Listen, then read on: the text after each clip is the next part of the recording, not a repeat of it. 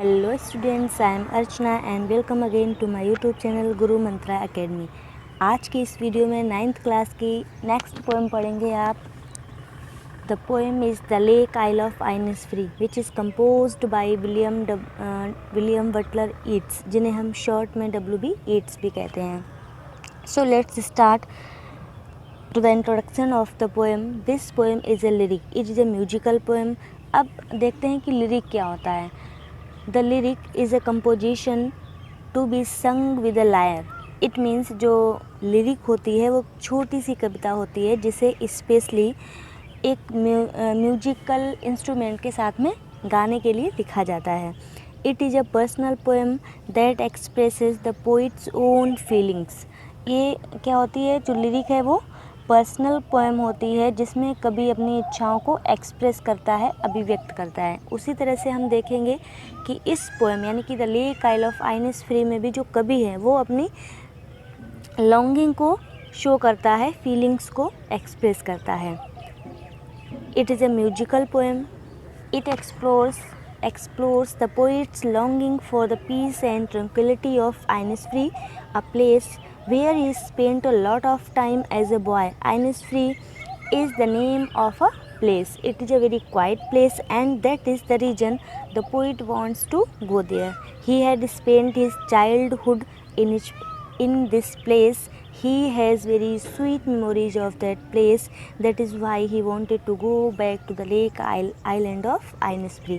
यानी कि जो कवि है वो इस पोएम में अपनी फीलिंग्स को एक्सप्रेस करता है, अपनी इच्छाओं को बताता है। किसके लिए? द पीस एंड ट्रंक्विलिटी, यानी कि शांति के लिए ऑफ आइनिसफ्री, जो एक आइनिसफ्री जो कि एक आइलैंड है, एक जगह का नाम है। वहाँ पे बहुत ज़्यादा पीसफुल एटमॉस्फेयर है। उस पीसफुल एटमॉस्फेयर के लिए जो कवि है वो बहुत ज़्यादा इच्छुक है उस एटमॉस्फेयर का। A place where is spent, और ये जो आइनिसफ्री जो आइलैंड है, जो एक जगह है, वहाँ पे कवि ने अपना बचपन स्पेंड किया है। Innisfree is the name of a place, जो कि एक जगह का नाम है। इट इज़ वेरी क्वाइट, यानी कि ये बहुत ही शांत जगह है। And that is the reason, और इस वजह से जो कवि है वहाँ पे जाना चाहता है। ही हैड स्पेंट, उसने वहाँ पे अपना बचपन स्पेंड किया है।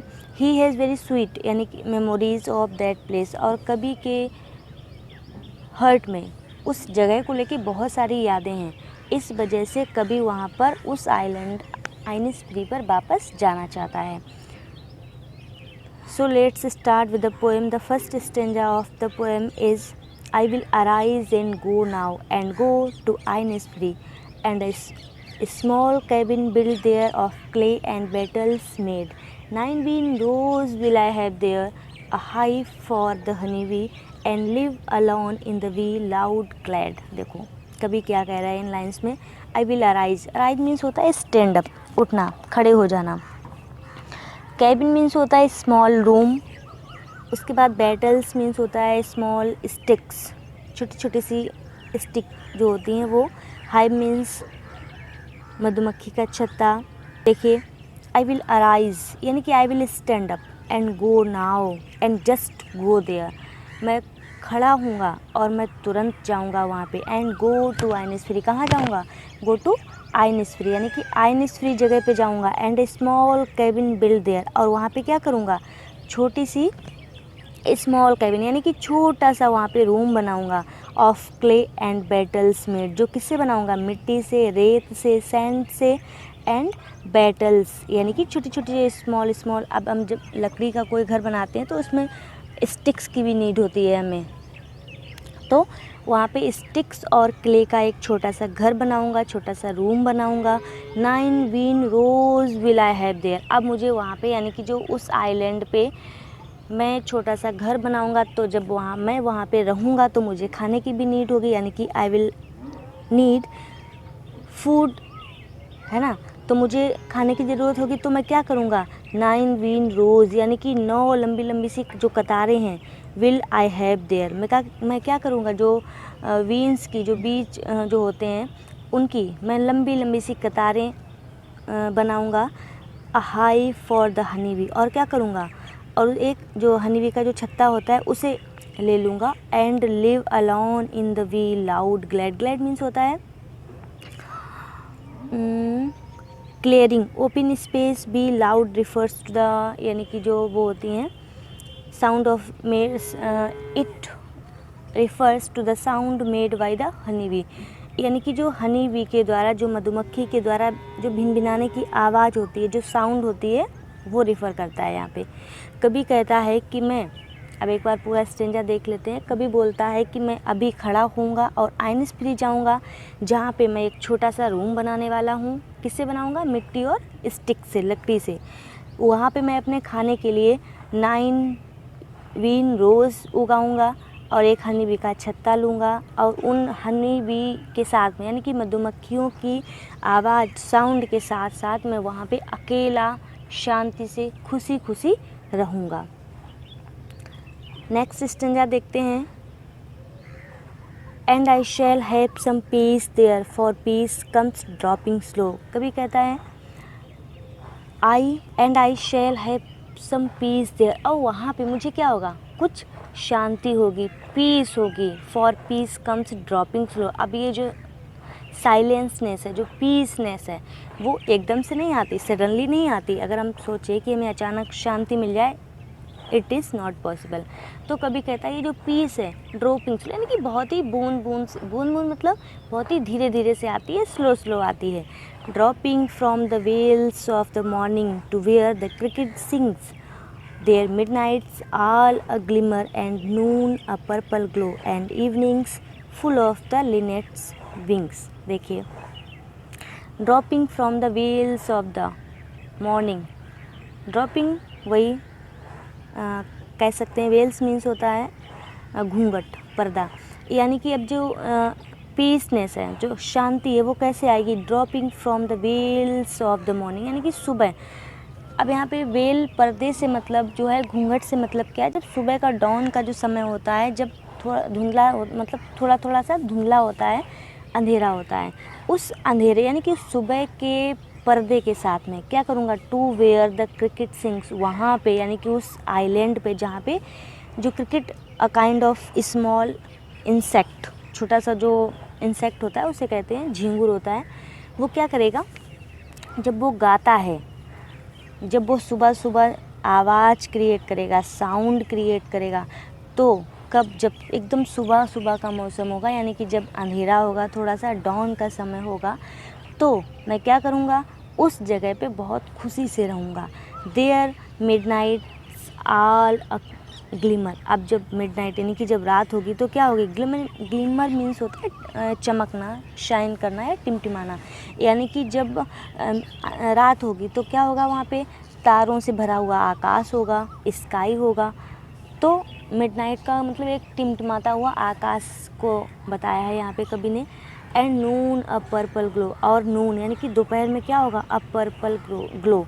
जो मौसम है, जो एटमॉस्फियर है, वो कैसा होगा? जो दोपहर का सीन होगा वो पर्पल ग्लो करेगा, यानी कि पर्पलिश टाइप का दिखेगा scene. And evenings full of the linnet's wings, और जब इवनिंग यानी कि जब शाम आएगी तो क्या होगा? लिनेट्स मीन्स होता है a kind of bird which has grey colour, brown colour होता है।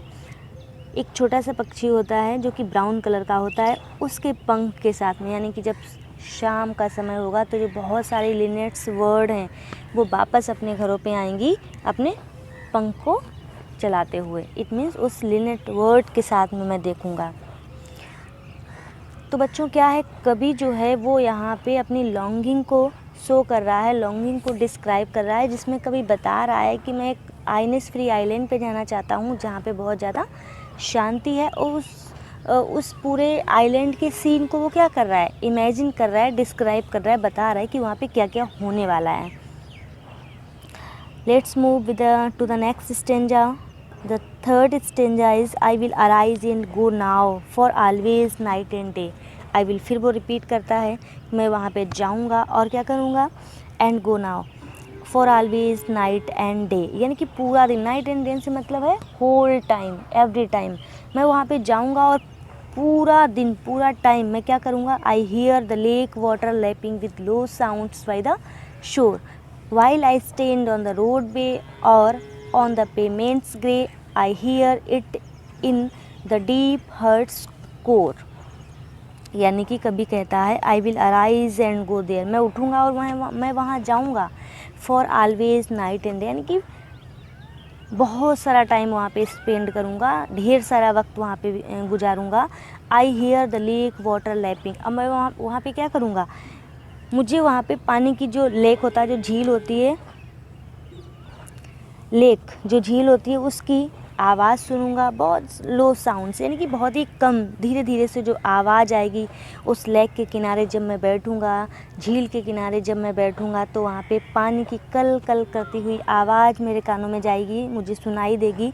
While I stand on the road वे, और ये जो साउंड है, स्वीट सी जो साउंड है वो क्या करती है, while I stand on the road वे, यानी कि जब मैं किसी रोड साइड होता हूँ, जब मैं रोड पे भी चलता हूँ, और ऑन द पेमेंट्स ग्रे, या फिर पेमेंट्स मीन्स होता है फुटपाथ का जो रास्ता होता है, उस फुटपाथ से जब मैं गुजरूँगा, I hear it in the deep heart's core, तो ये जो साउंड है, किसकी साउंड, जो लेक साउंड, वाटर साउंड है, वो मुझे उस वक्त भी सुनाई देगी। यानी कि हर्ट्स कोर मीन्स होता है the inner most part of the heart, यानी कि हर्ट का एक गहरा सा हिस्सा, या कह सकते हैं कि मेरे हर्ट में आवाज़ जो है वो गहराई तक जाएगी।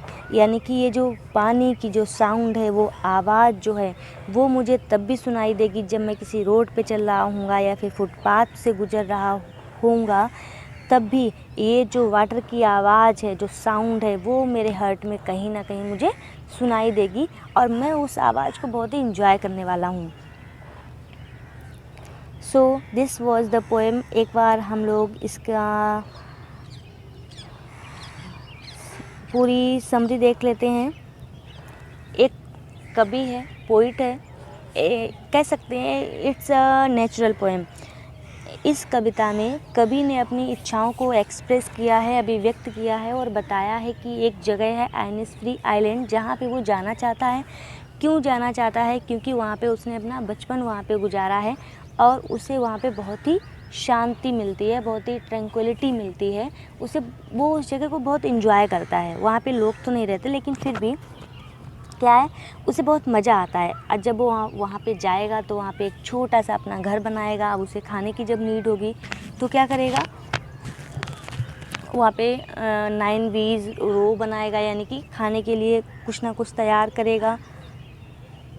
हनी बी के छत्ते को भी लेगा, उसे भी जो हनी होता है उसे यूज करेगा। और क्या करेगा, वो कहता है कि जो शांति है, जो पीस है, वो अचानक नहीं आती, इसके लिए बहुत ज़्यादा एफर्ट करना पड़ता है, यानी कि रहना पड़ता है शांत जगह पे। और वो वहाँ के सीन को डिस्क्राइब करता है कि किस तरह से जब सुबह होगी, सुबह का जब थोड़ा थोड़ा सा अंधेरा होगा तो वो किस तरह से झिंगुर की आवाज़ को सुनेगा, एंजॉय करेगा। जब रात होगी तो क्या करेगा, टिमटिमाते हुए आकाश को देखेगा। जब दोपहर होगी तो उस सीन को एंजॉय करेगा। और शाम को लिनेट्स जो वर्ड होता है उसको देखेगा और उस सीन को एंजॉय करेगा। आगे वो कहता है कि ये सारी जो आवाज़ है, जो साउंड है, मैं पूरा टाइम वहाँ पे रहने वाला हूँ, हर वक्त वहाँ पे रहूँगा। और ये जो लेक, यानी कि जो लेक वाटर है, जो झील होती है, उसका जब पानी गिरता है, गुजरता है, तो जब वो साउंड आती है, कल कल की जो आवाज़ आती है, उसको सुनूँगा। और ये जो आवाज़ है, मैं वापस आ भी जाऊँगा ना, तो भी ये आवाज़ जब मैं रोड से गुजरूँगा, फुटपाथ से गुजरूँगा, तो मुझे ये आवाज़ बार बार सुनाई देगी। यानी कि ये साउंड जो है, जो आवाज़ है, वो मेरे हर्ट के किसी कोने में कहीं ना कहीं हमेशा रहेगी, और उसको मैं बहुत इंजॉय करूँगा। So this was the poem. I hope कि पोएम आपको पसंद आई होगी। अगर पसंद आए तो लाइक कीजिएगा, सब्सक्राइब कीजिएगा एंड शेयर कीजिएगा। Thank you so much.